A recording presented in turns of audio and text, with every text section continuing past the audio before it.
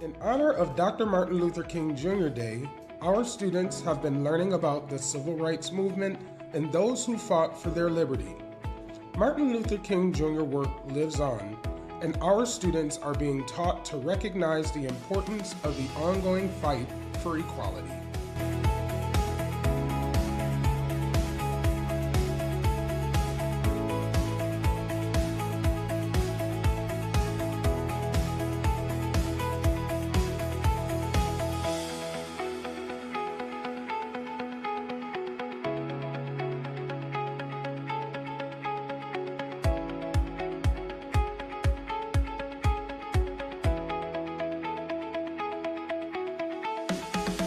Martin Luther King and Martin Luther King Jr. Day for me stand for equality and freedom for everybody.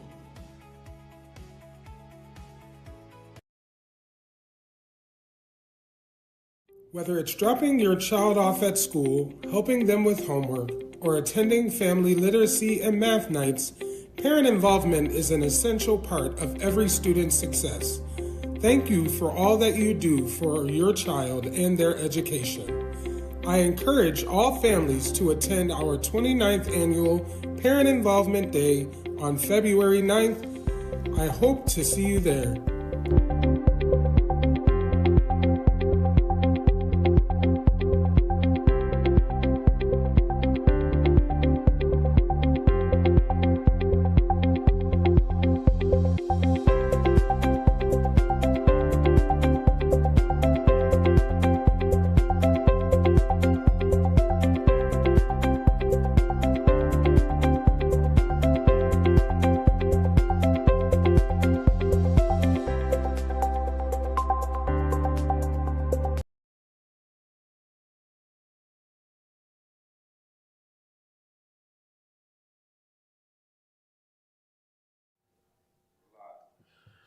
All right, good evening, everyone.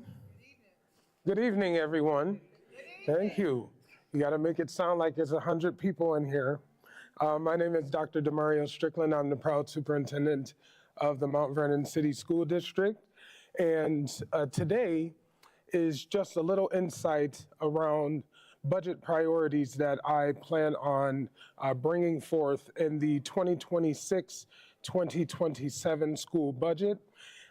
It is very important that the families, our students, our community actually know what initiatives are needing to be highlighted, are going to be put forth at the forefront. So I am going to take you all through some data from a recent survey that I collected, and then I will offer up time for your questions. Further, I will say that after we begin to crunch numbers, we do have the governor's run. It came out on January 20th, so we know approximate state aid amounts. We are just now doing other calculations with these priorities in mind, and those two budget meetings will be with numbers, talking about how these priorities that I'm showing you today acquiesce in the 25-26 or 26-27 budget. So this is a breakdown of the participants that we had for the budget survey that was provided. As you see, parents and guardians led the way. To 488 individuals were participants. We had staff members. This was open to staff members. That's 331. Yes, I wanted to capture student voices, so we actually had pop-ups and things for them, but it didn't reach like I would want to, 88, but I also know that our parents talk for our students at times. Community members weighed in at 65 or 6%, and then we had 7% or 70 were other. Now the breakdown, it's very difficult to determine where each of these members came from, but there are holistic totals on the next slide, which you'll see here. Oh, I'm sorry, I am happy to highlight, we did have over 1,000 participants. Here's the breakdown. So You could see Mount Vernon High School had 173, all the way to Hamilton School and the district, which came in at 56. So it's a good cross-reference between all of our schools. Mount Vernon residents counted as 138, because again, it's ultimately the residents and the taxpayers that are going to have impact as to what they want to see for our children's futures. So one of the questions was, what changes to programs, services, and/or activities would you like the district to consider as the 2026-27 preliminary budget is developed? So many participants highlighted the need for extracurricular activities. That includes special education upgrades, gifted and talented programming, as well as after-school programs. They wanted increased access to tutoring services and academic support in both mathematics and reading. Emphasized the need for improved technology, and believe me, that has been one of my large advocacy pieces, even when I went to New York State, just improving our technology structure that we have currently in place, replacing outdated equipment, improving special education again, and experiential learning opportunities were also listed. Finally, small class sizes and increased staffing were noted as well. That's, a catch-22. Some research doesn't necessarily support small class sizes equals better results. However, we do know that the more intimate the environment is, the more opportunities a child has to learn. What should the district prioritize in the 26-27 budget?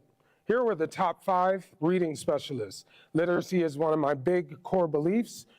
So, I would like to definitely see reading specialists in each of our buildings. Mental health services, as you know, COVID had a large impact and continue to have a large impact on our community. Technology at 79%. Our building upkeep. Now, this is probably one of my number ones, as the conditions of the buildings are just not where they need to be. And I would say this for the 21st century. I want to create 21st century learning spaces for our students and staff. And then finally, math specialists at 72%. And math continues to lag behind reading in our district, so I definitely see the need to have these math specialists throughout our school buildings. Here are some other priorities. Pardon me.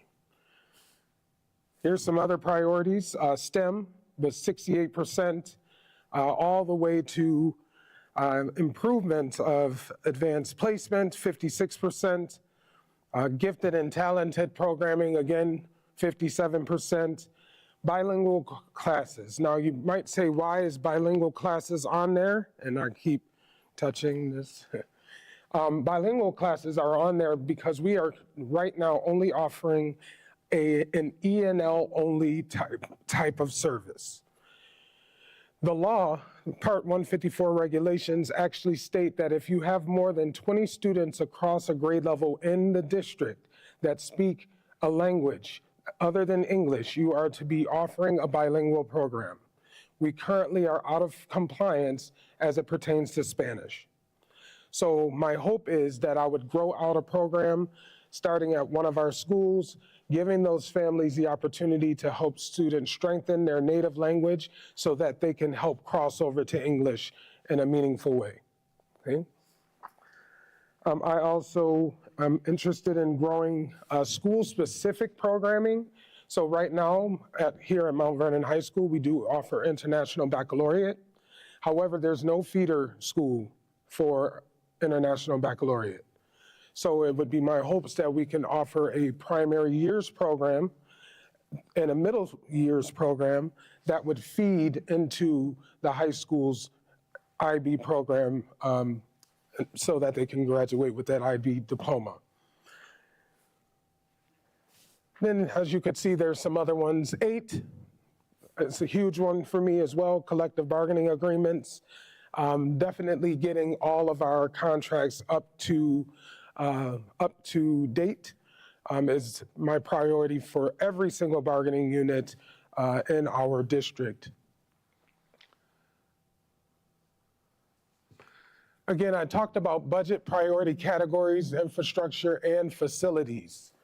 So there are several concerns about the physical state of our buildings. I am out there going into our buildings. You'll often see me snapping photos of things that I'm seeing that do not meet my expectations, nor would it meet any students or families' expectations, and figuring out ways on how we can get these things fixed. Not just Band-Aid, but fixed. A few weeks ago, I actually had the opportunity to present in front of our honorable legislators at the New York State budget hearings, and this was one of my large advocacy pieces. Our buildings need over $400 million in Tier 1 repairs. That's just basic health and safety pieces, and that's concerning to me. But it's going to also take more advocacy on the outside. That's not necessarily things that can happen in-house because these are capital funds. The building upkeep and playground equipment, they were rated as a top priority. Students need to have a safe place to play, especially considering the new recess mandates that are coming out or trying to be pushed out. We need to make sure that our students are safe while they are on the school playground. Heating and cooling, it's been up and down. Today I was in buildings, it was so hot.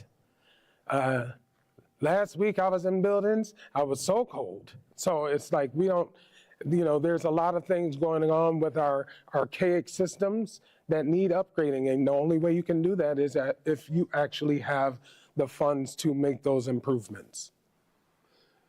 And also improving our science labs. And that speaks volumes, that really speaks to me, especially as a former science educator.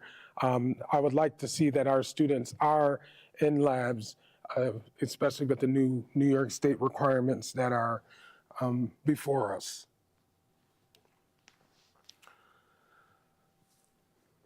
There's continued call for additional education offerings. I already said bilingual classes, STEM program, gifted and talented. You'll see the same things kind of keep coming up. Reading specialists and math specialists.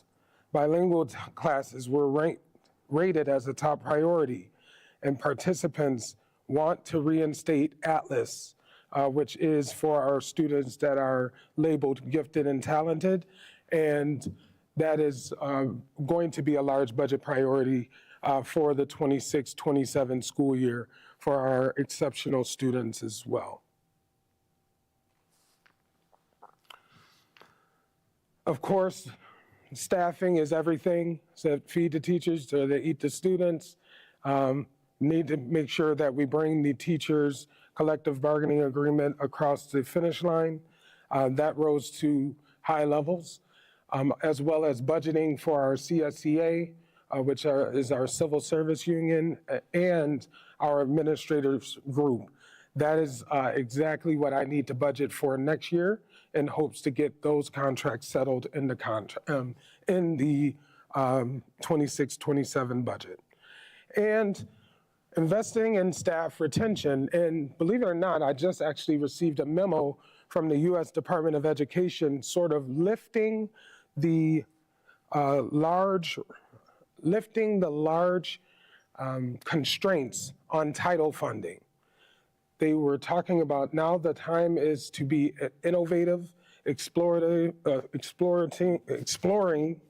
and do things different. So again, I read that memo. I'm gonna get deeper into it. I probably need to read it like 3 times to make sure that I am compliant within the law. But it is good that it does say things like teacher retention, like bonus, things like that. I was very happy to see that we may have a little more flexibility. So, I mean, who knows what that is attached to, but that's why I said I need to read it again.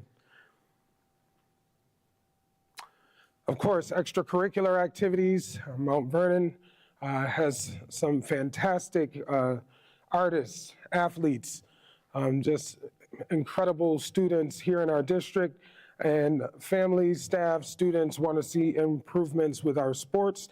I would love to see more modified programs, especially for our middle schoolers, arts, clubs, and after-school programs.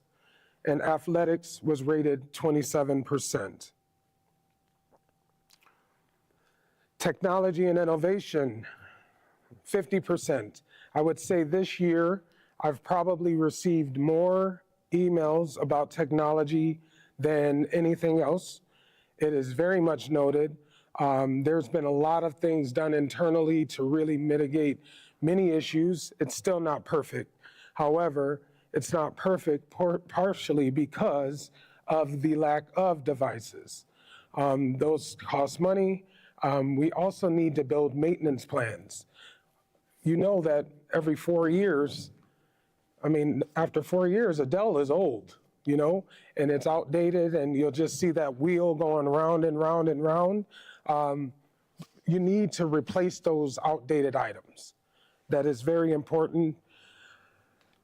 Families and students and the community want to see more coding. I'm here for it. We're actually going to be introducing that at some of our after-school clubs this year, and preparing AI for future careers.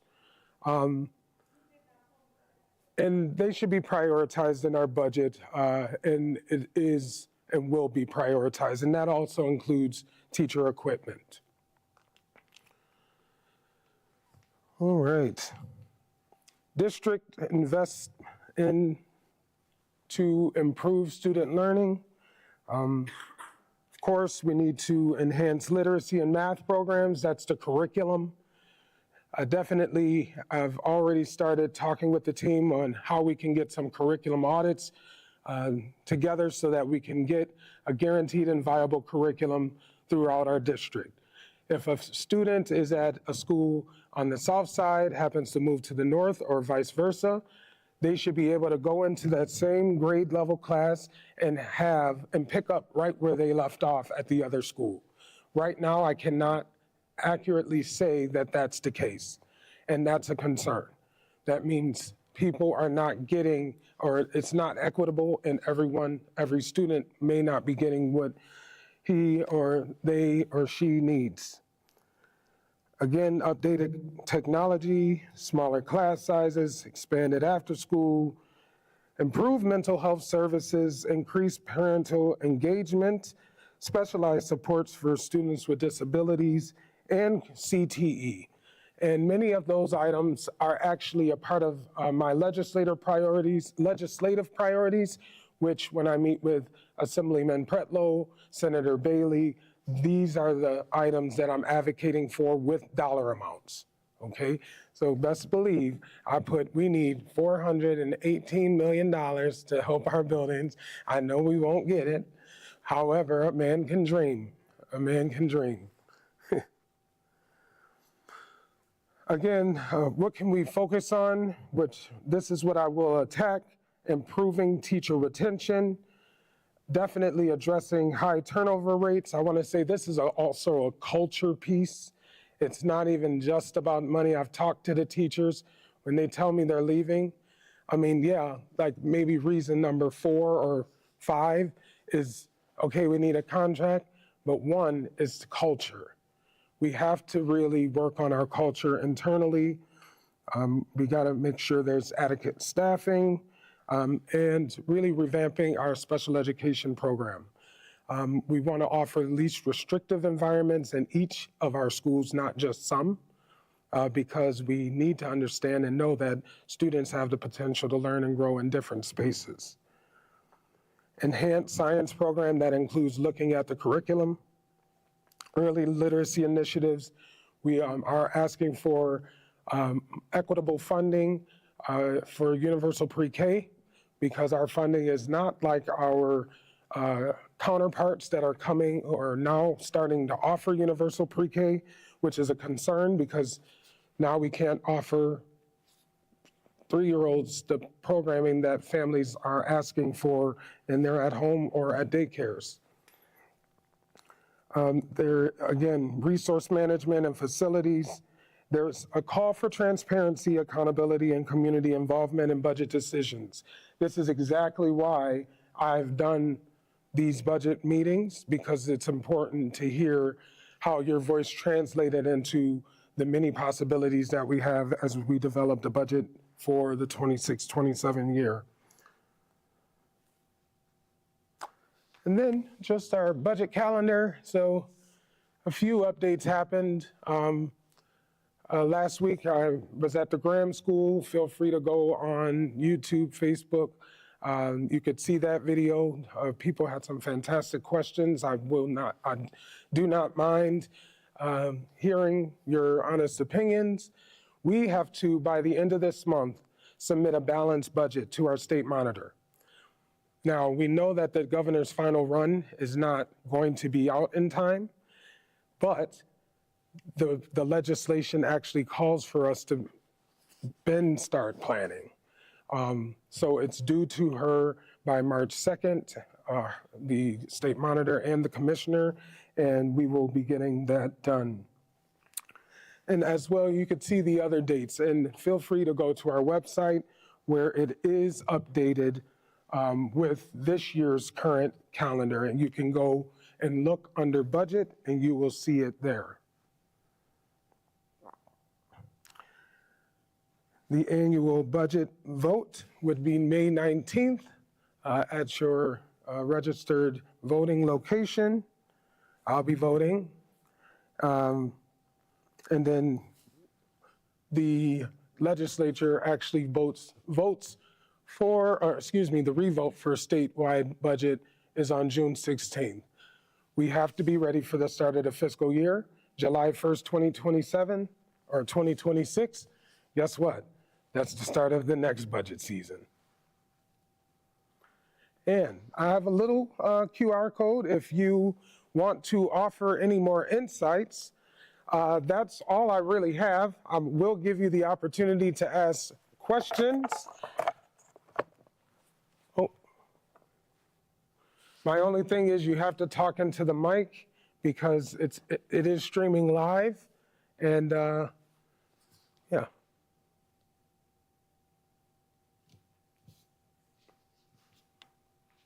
You can ask, is it cold outside? Yes, it is. Yes, very cold. Bone chilling cold. Anything. Thank you. Thank you for being. I was just wondering, with the closure of schools, are we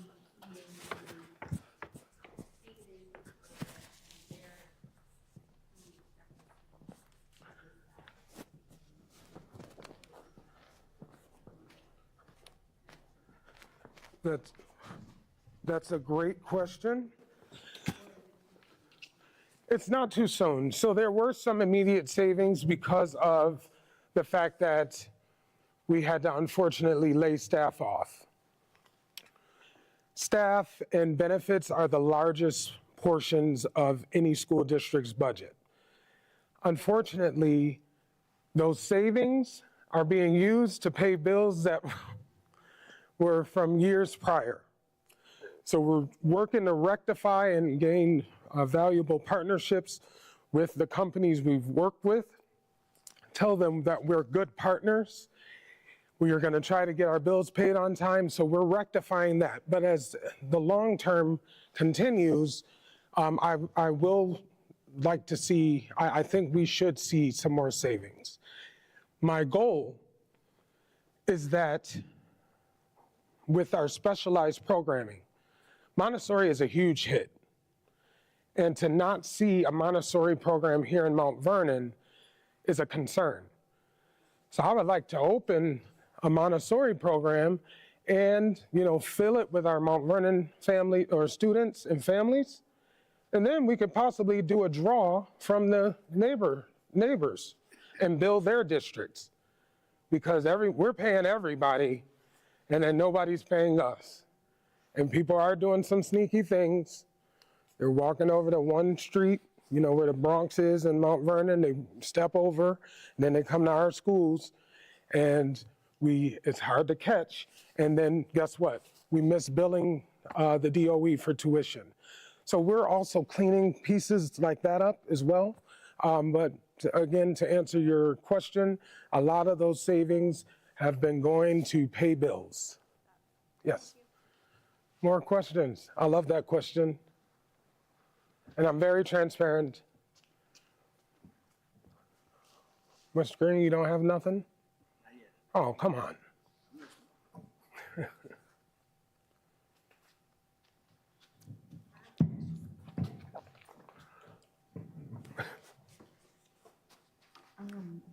You were talking about the baccalaureate program. Yes, Now, I know it's here in Mount Vernon High School. yes.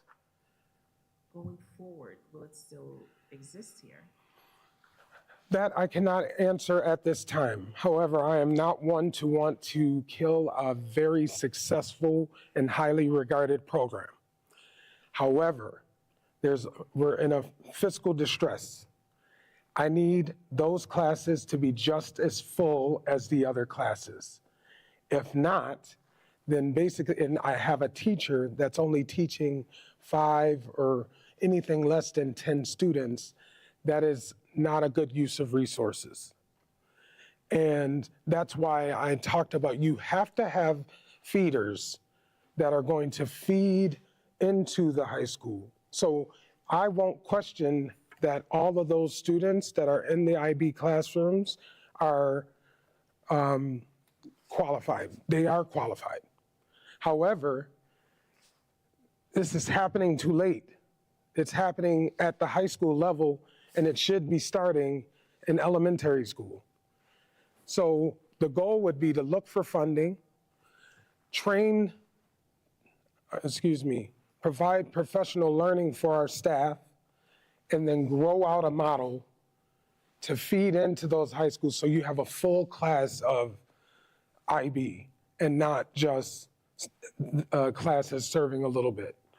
Now, I was at a high school the other day, easily saw 28 students in the AP African American history class.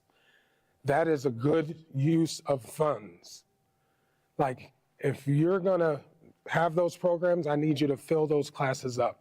Our budget can't sustain just meeting the needs of 5 students. I need it to reach at least 15 students. So we're gonna be looking at, myself and my team, looking at stopgaps on making sure that classes that have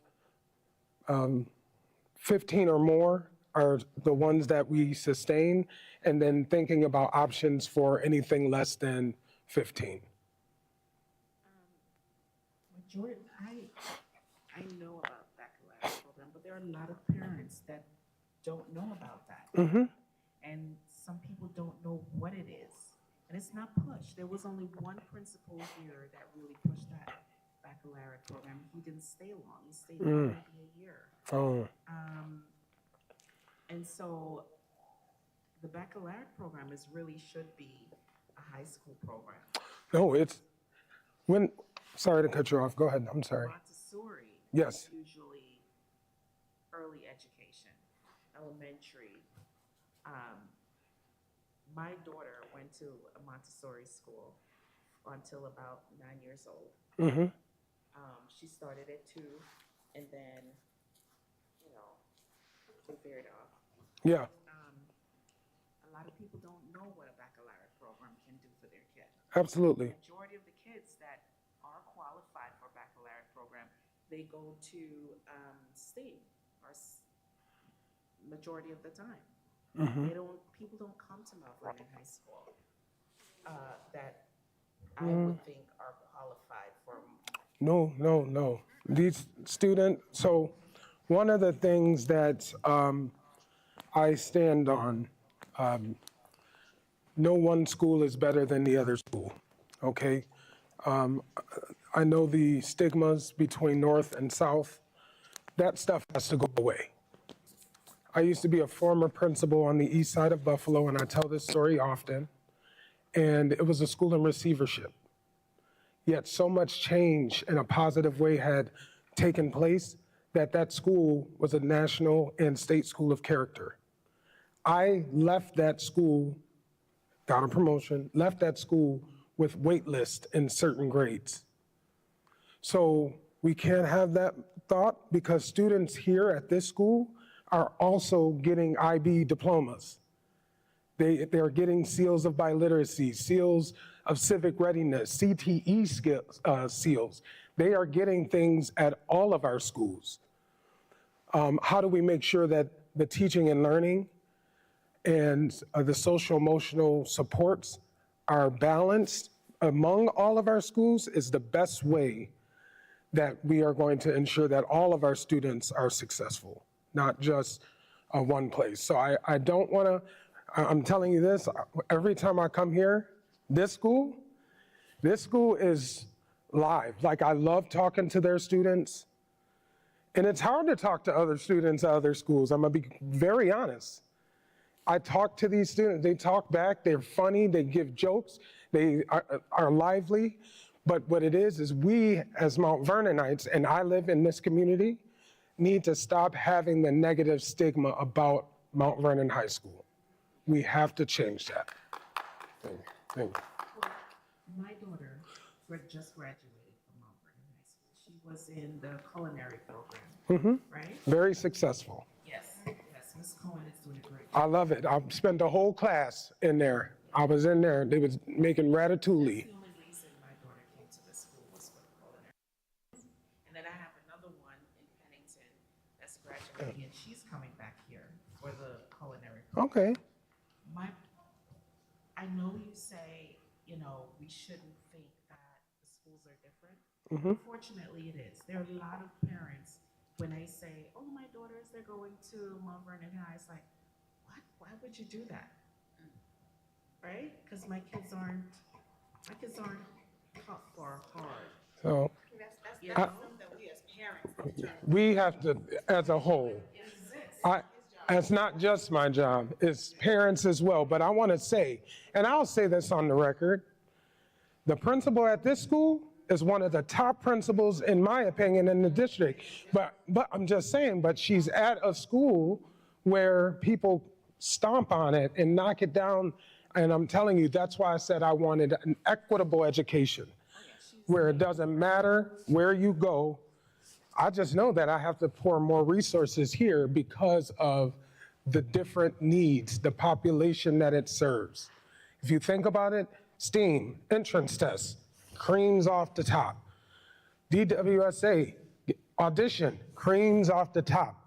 Where are all those other students left to go?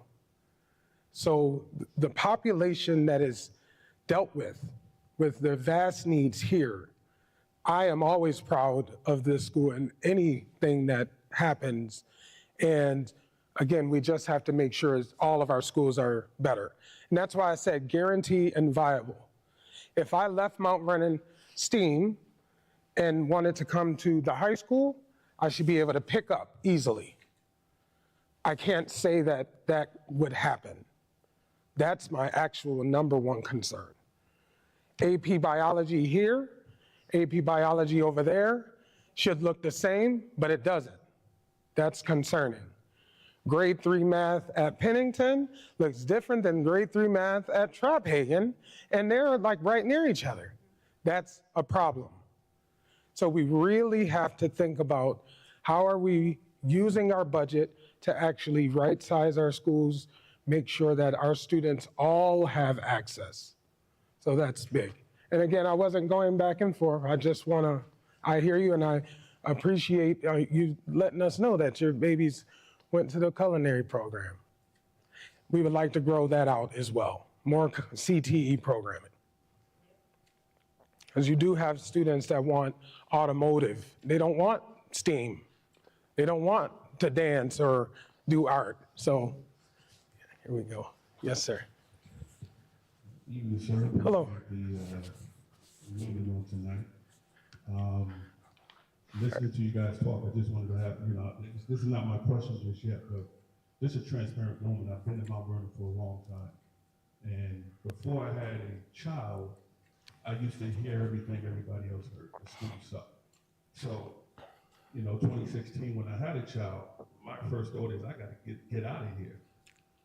But I stayed, and which was a good thing. I happened to encounter some of the best teachers, some of the best people. My daughter goes to Trapegan. She loves it. She absolutely loves it. Honor student, principal list, and even walking. The last time I was in Mount Vernon High, I've been in this community for over 2 decades. I was taking the test. This is where they held the test for the police department. And the last time I was here is different than what I seen when I walked down the hall. My first time actually in the building. Rode by the school plenty of times. And I just smiled because I said, wow, look at this building, man. This is, now coming here, we do need a little scraping paint Oh, in yep. different places, but That's about to get taken care of. Don't worry. I walked through the halls and I'm like, wow, this looks beautiful. It just took me back. Yes. And sometimes things, what you hear is just not what, how things Exactly. actually are. I tell people that all the time. They can say Mount Vernon sucks all it wants to, but I tell people all the time, go on your porch, go on your deck, go outside, just listen to the birds, breathe the air. It's actually a great place to be. Yes. Sometimes we can mess ourselves up by the perception of people, injecting that venom in our veins. And, I was a person that had that in my, until my daughter went to school. She went to Trapegan, and I seen the teachers and I seen how they helped her develop. And I said, wow. And I just stand back and I said, I love this school. I love the teachers. I love the students. And I said, for people who think Mount Vernon schools they suck and they're bad, they just need to experience and see what we see. So I wanted to say that just to have a transparent moment. My question is not really involved with the school because, I do have a bit of what you were just talking about. Some schools are different than others where you should be the same. I've listened to your last presentation last week online, and you talked about addressing that. So I didn't really want to address that. My biggest thing, what I'm trying to wrap my head around is I'm a numbers guy, so just the budget. There's some good things happening that you said. You're saving money when it comes to transportation. You're saving money with the overhaul of overtime. We closed down 3 buildings. What's in my mind is, okay, how is those savings going to bless us in the long term? And I know you even said last week that there's some things you couldn't narrow down. Number one, is there going to be a tax increase? You're not sure of that. And I appreciate you saying that you will be transparent if there will be one. But I guess my question is, we're doing all this and we're saving all this money. Has anyone wrapped their head around the numbers, the budget? Now, if you're telling me we got to pay more taxes, or we need 1%, or we close schools, but we're going to need that money for the specialized programs that you're talking about, and for our teachers. Yes. I do want our teachers to get paid. Absolutely. We have some awesome teachers in the Yes. school district, and I want us to be competitive. Yes. So if that's going to cost me an extra 1-2%, I kind of don't mind that. That's just me personally. I can't speak for everybody else, but as I have multiple children that's going to be coming up in the school district, I sort of want that. I'm sorry I'm talking too much, but It's all right. back I'm to just the trying to budget. remember. I'm just trying to figure out are we going to really be saving money, or is this going to be a case of this funny math?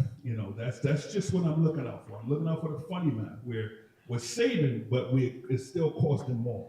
Our society, unfortunately, whether it be our school district, our city government, our state government, they want more.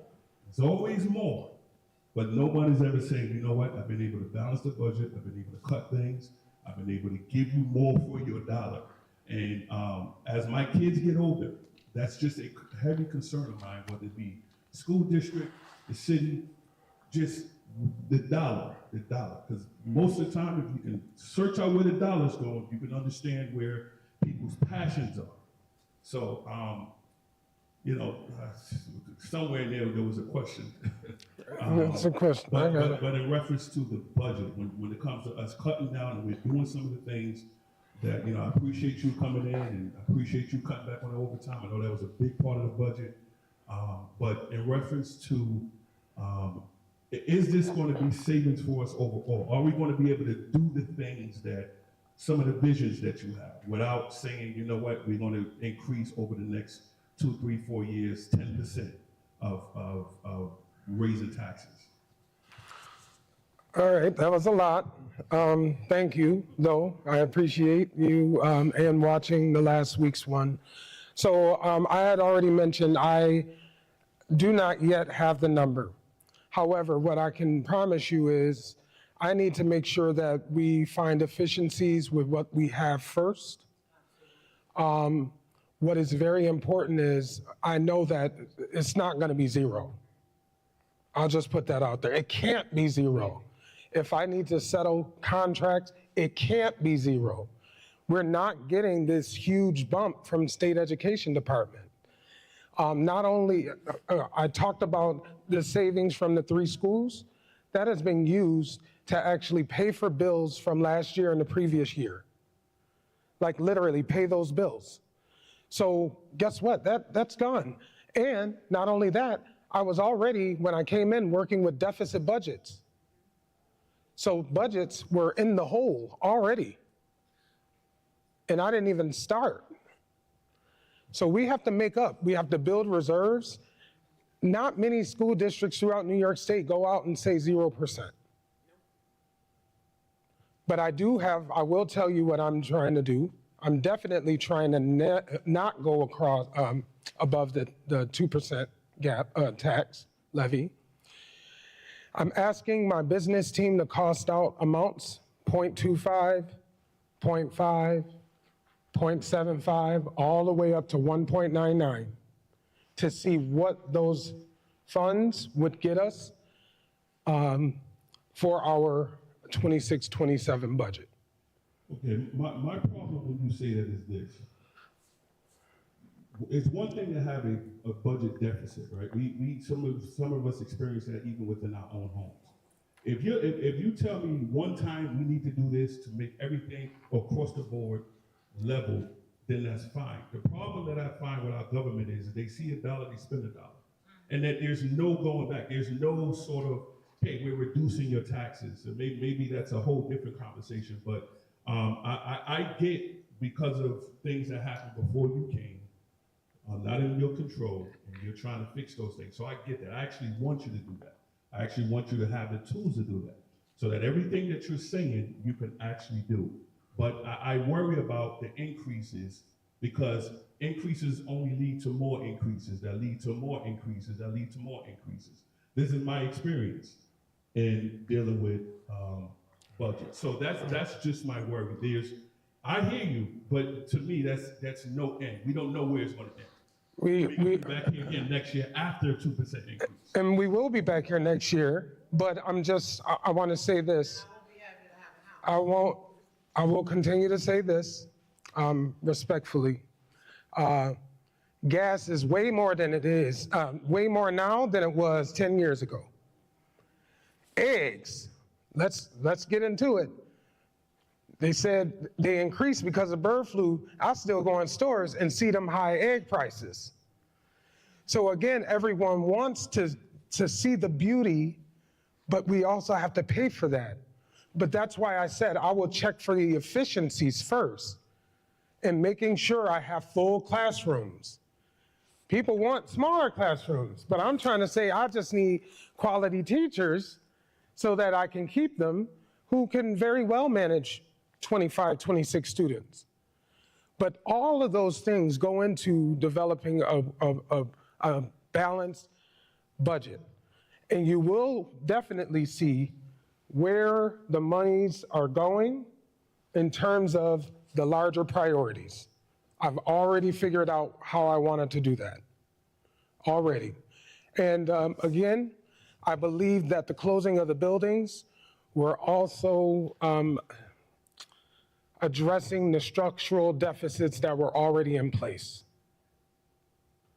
I'm being transparent, that's why I'm in front of you, and it's February. And then I said I'm gonna come back out once I do have the numbers and then explain those to you so that you see the transparency in the process. I have experience in this. $1.1 billion budget, $285 million fund balance that I was able to settle last year. I want to get this district, our district, a district where, I pay taxes too, and my stuff is probably going to go up.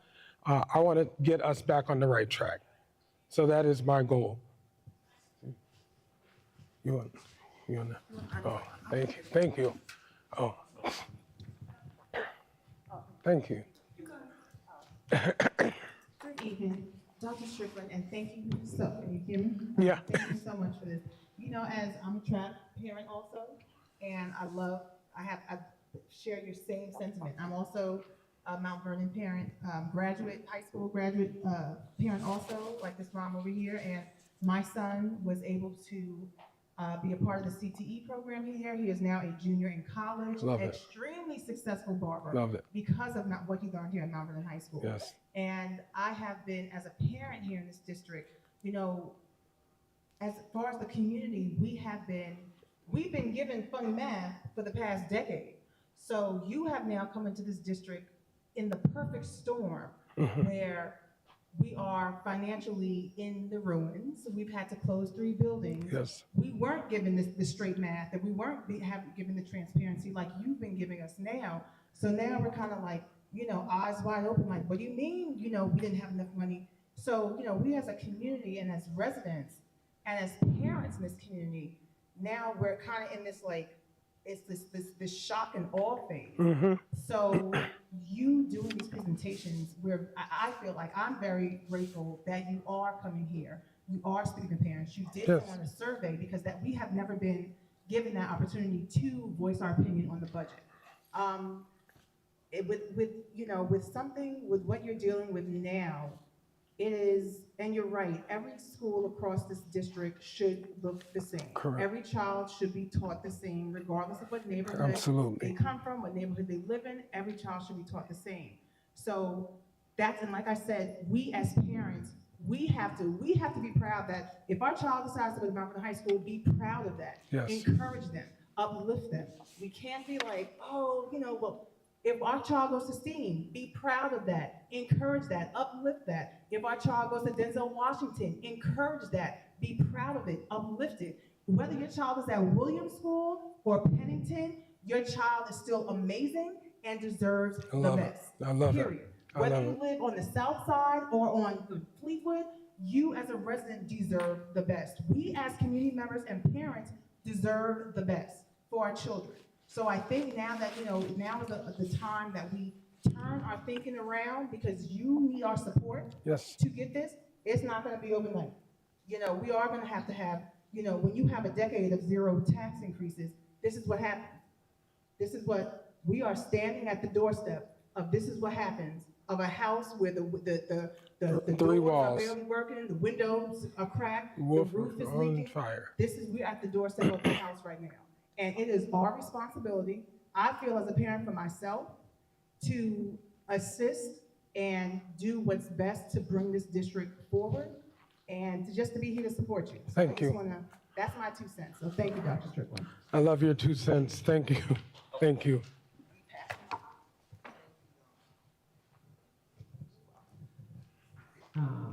Dr. Strickland, good evening. Good evening. I really appreciate what you've been doing. Thank you. You know, from the very beginning, I thank you for your transparency. Yes. Some of what has been said, what I don't understand, because the same thing happened when we received the new mayor. Even now, we've been taxes have increased without transparency. Like, where did this deficit start? What happened? You know, there's a lot of things, because it always seems at the end of somebody's thing that all of a sudden it's like everything is falling apart. Yes. You know, it didn't happen like that. But we weren't given that opportunity to speak. I haven't heard a superintendent be so transparent and available. And one of the things that I'm looking at the size of this room, and I've been an educator, I'm a community member, but I'm a caring person. Yes. I did not have any biological children, but I've loved children Yes. all my life, and I've loved their parents.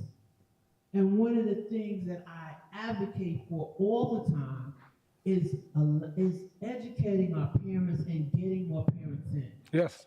And it really hurts me when I see the numbers, you know, because again, something we're doing wrong. But that's not the main thing. Is that I would like to know, where did this deficit start? I mean, where exactly what's going on? Because those schools were closed, but we didn't know. And now all of a sudden, not all of a sudden, but as you say, why aren't the schools all the same? Yes. You know, did they have school budgets and the school got to spend the budgets the way they wanted to?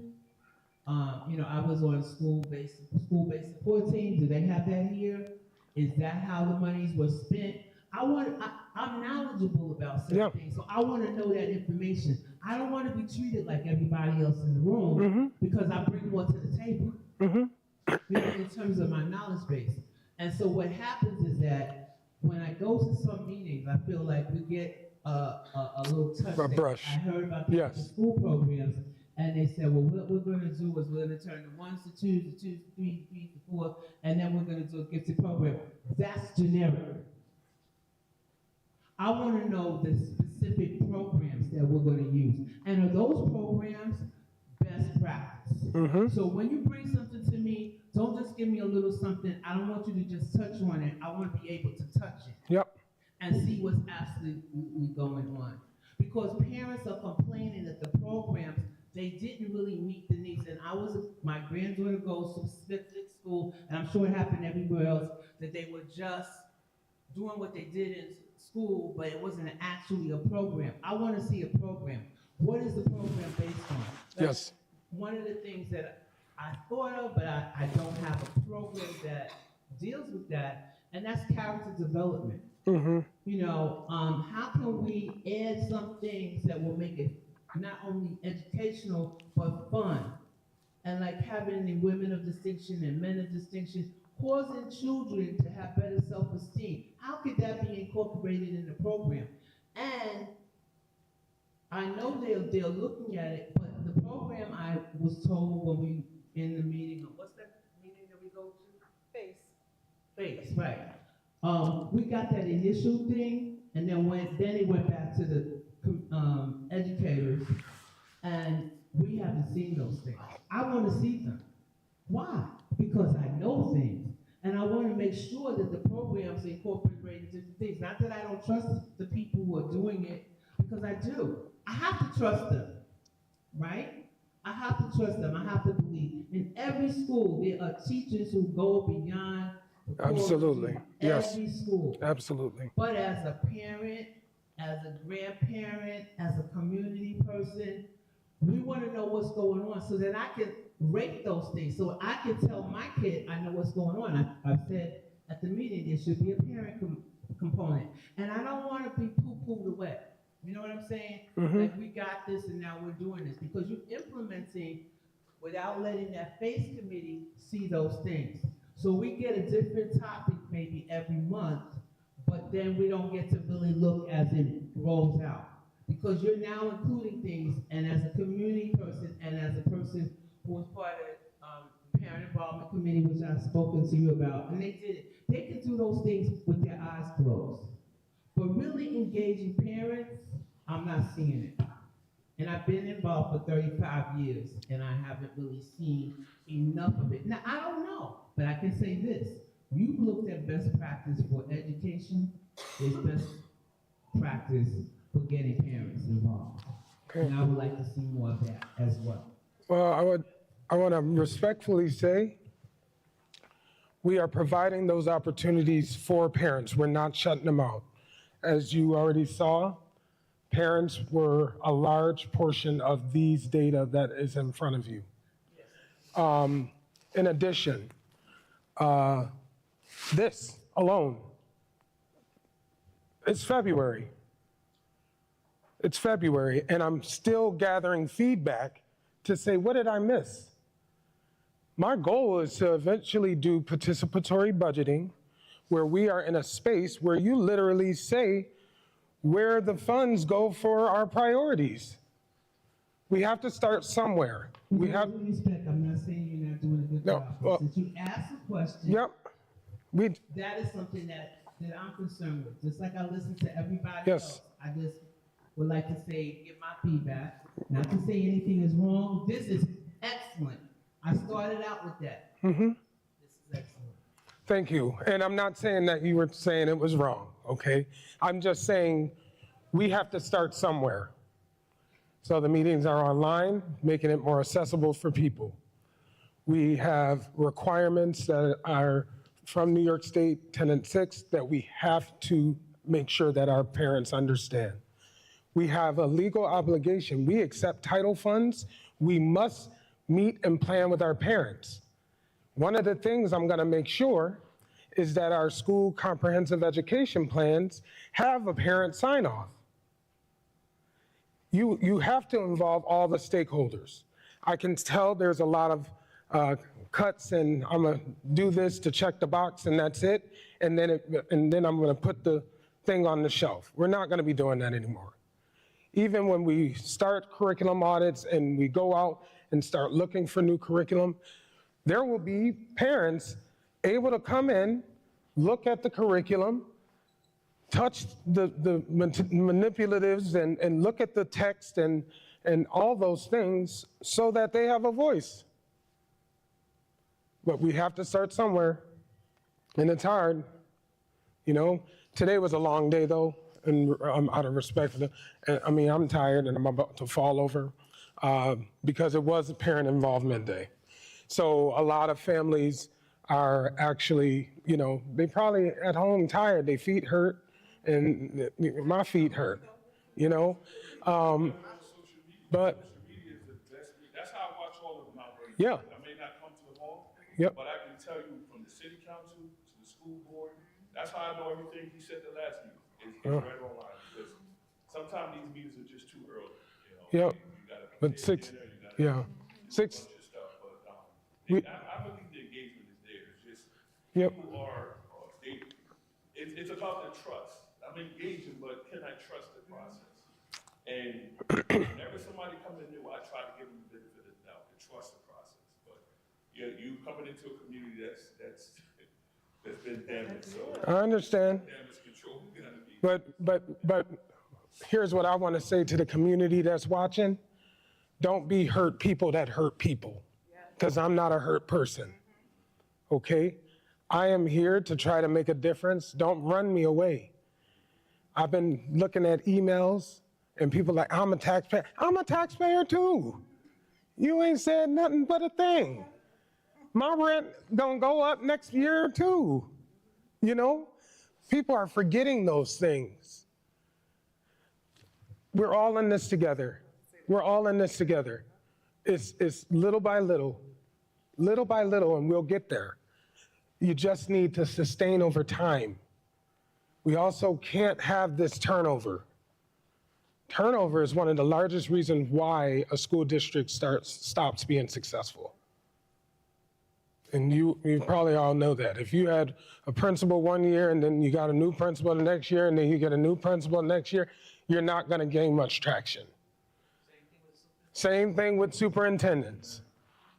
That's why the curriculum is all jumbled. But I must say, and I will continue to shout out the teachers, leaders in this community because we continue to have these RAPs. Every single one of our school is a local school of improvement, LSI, formerly good standing. Not many districts in our urban community centers like Mount Vernon, the #1 Black and brown place in the state of New York, can say that their kids go to a good standing school. They cannot say that, which tells me it ain't all bad.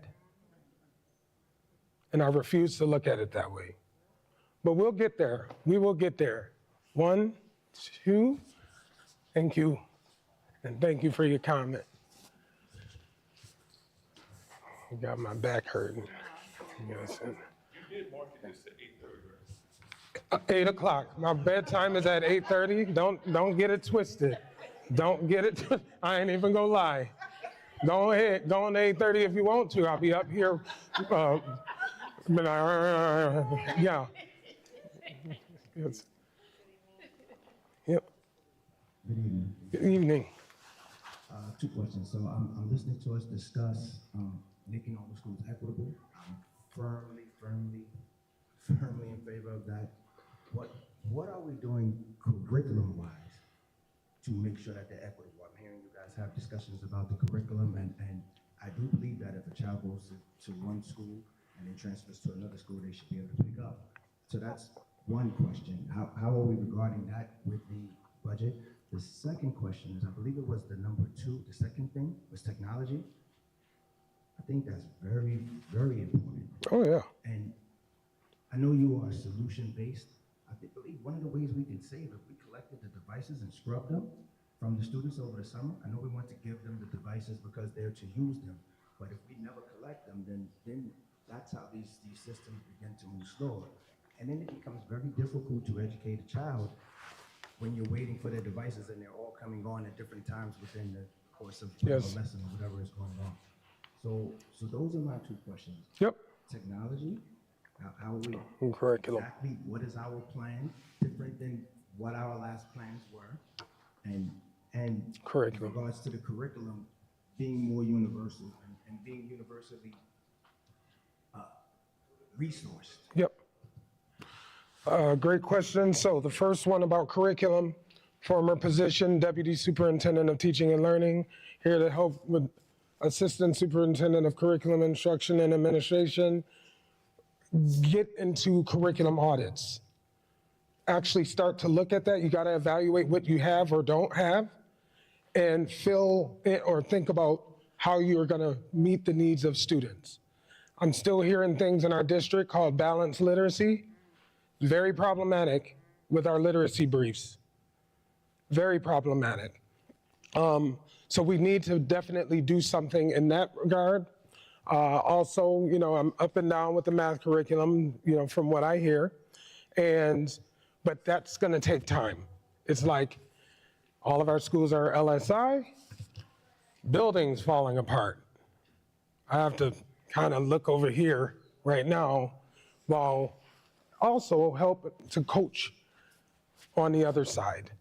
So again, top priority. However, I'm also looking at, I was at a school, a closed school, and the amount of resources that I saw was unacceptable, unused resources, unacceptable.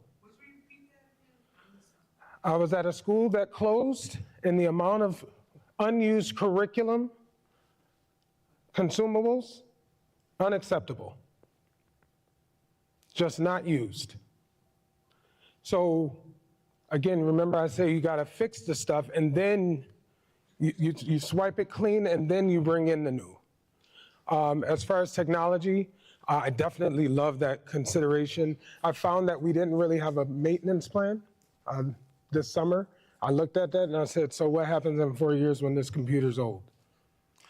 And I think there was some consideration as it pertains to students are moving all over the place, so let them keep their devices, and it actually hinders at times too. But I definitely will talk with the team about that suggestion. I actually have a cabinet meeting tomorrow, and I'm sure they're noting that, because that is a good idea. But I'm also concerned about those children that don't have the digital equity at home. So I'm thinking about those students, and how are they going to be able to gain access like their peers. Well, we got to. I understand. I need to talk to this. Yeah, because the mic. I do understand the importance of the digital equity, but if the computer's not working, it's not working at home either. You got me? So if it's not working during the school year, it's not working during the summer. So we could come up with some type of plan to perhaps make some devices more of a priority, to be clean, scrubbed quicker, and return quicker, as opposed to none of them being cleaned and scrubbed? Again, that's why I said we must have a maintenance plan. So you can clean, scrub them all you want. When you still turn it on after the fourth scrub, that virus scan still comes up. And you're gonna still look at it. So we have to have a plan for how we are cycling in new devices as well. But definitely noted, I always think about the underdog. I'm thinking about the babies that don't necessarily have the access. That's what I'm thinking about. You know what I mean? So it's hard for me to just say right now, we're taking everyone's device at the end of the year. But I will say, we are planning on how are we gonna upgrade the force. I will say that.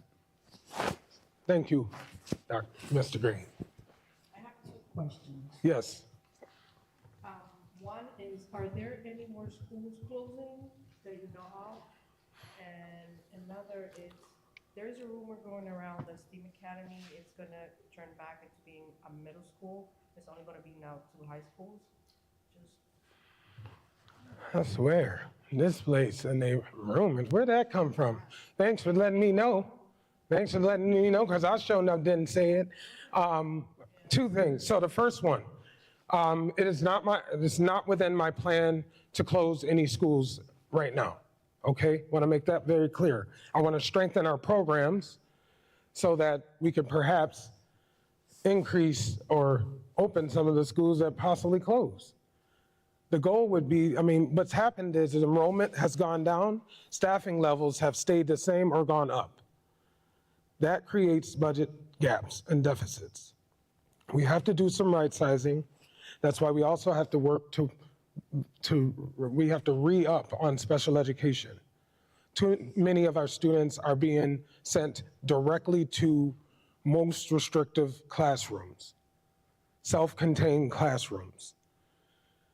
I went into a school today, 1 teacher, 5 students, 4 TAs.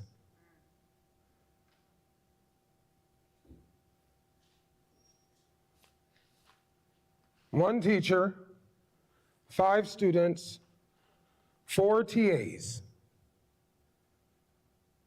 Does that sound like a good use of funds?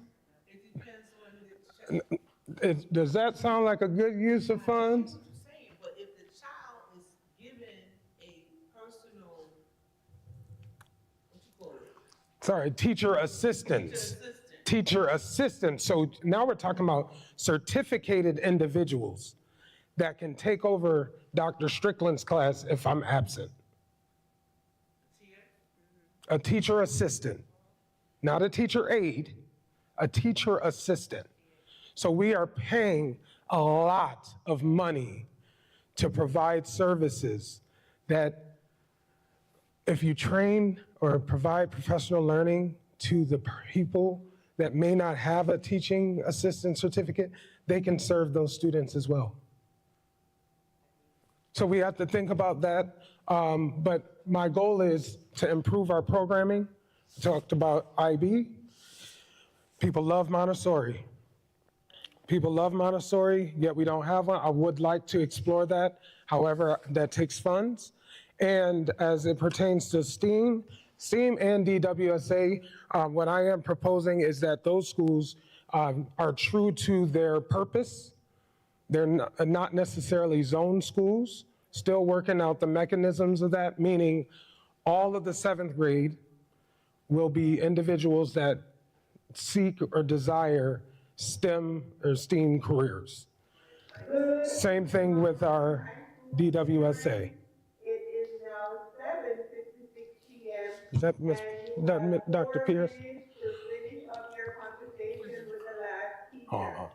If there's a teacher that you did not get a chance to talk to, please send an email. She sounds sleepy too. Arrangements for you to have a conversation with the teacher. Thank you again for supporting us today. From in the morning until 4 minutes. we have had a number of parents opt in, and we are excited and appreciative of your Thank you. partnership I appreciate it. to make sure that our students get all the support that they need. Thank you again. Have a good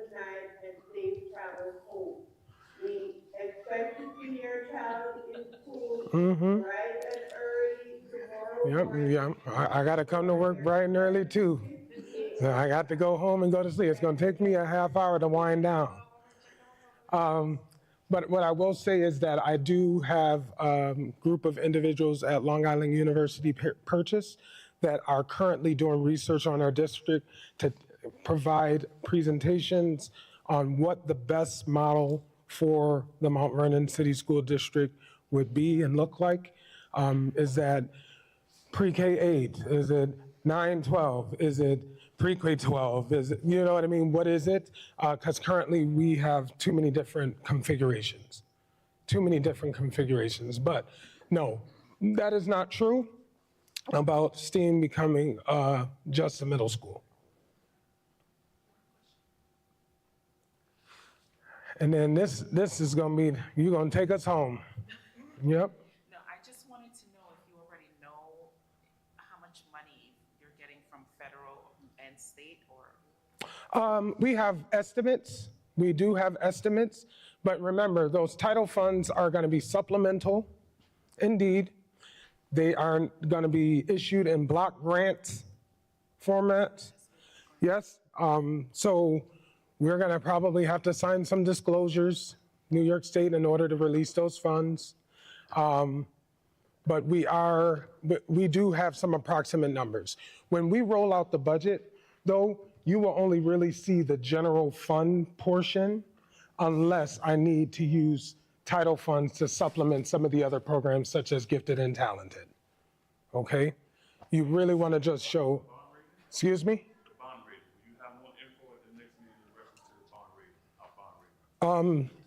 I will, somebody brought that up before. That is a part of the numbers, so hopefully I will. Okay? Now that could help us when it comes to rehabbing our buildings, right? Absolutely. And eventually we're gonna have to, I mean, the conditions in these buildings are not where they should be.